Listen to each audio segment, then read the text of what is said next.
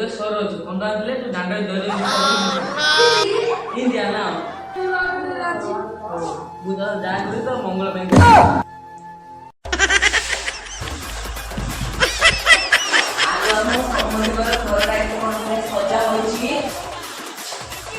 ଯେତେବେଳେ କିଏ ବାସୁଥିବା ମୁଁ ପରା ମଧ୍ୟସ୍ତ୍ରୀ ଦଣ୍ଡପାଣି ଆସିଲ ରେଡି ବସ ଏରେ କଣ କେଉଁ ଆସନ୍ତା ଯାଅ ତମେ ତମରା ତମନି ଗରମ ଚାଲୁ କି ଥଣ୍ଡା ଚାଲୁ କି ନ ଖାଉ ପିଲା ଜାଣା ପିଲା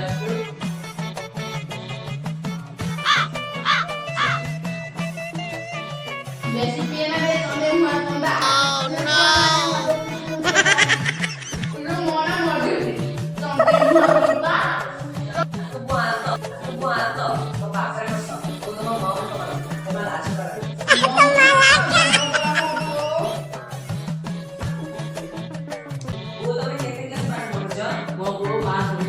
ସମୁଦ୍ରାଣୀ କଥାରେ ନାହିଁ ପୁଅ ପଢିଲେ ବିଏ ଝିଅ ପଢିଲେ ବିଏ ପିଲାକୁ ଧରିବ କିଏ ସେଇଥିପାଇଁ ପିଲାକୁ 5 କ୍ଲାସ୍ ରଖି ଦିଆ ତମେ ତ ଖାଲି ନାଚୁଛ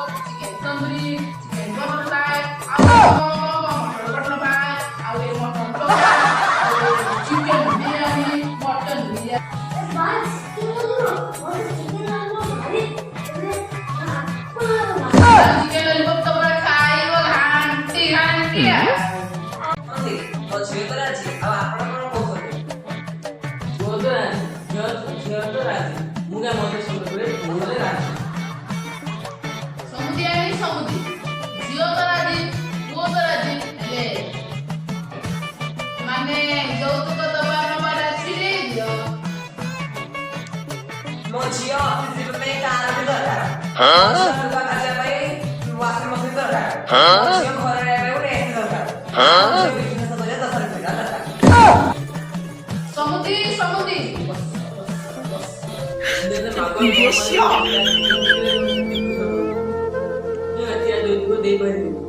କଣ କହିଲ ଯୋଉ ତ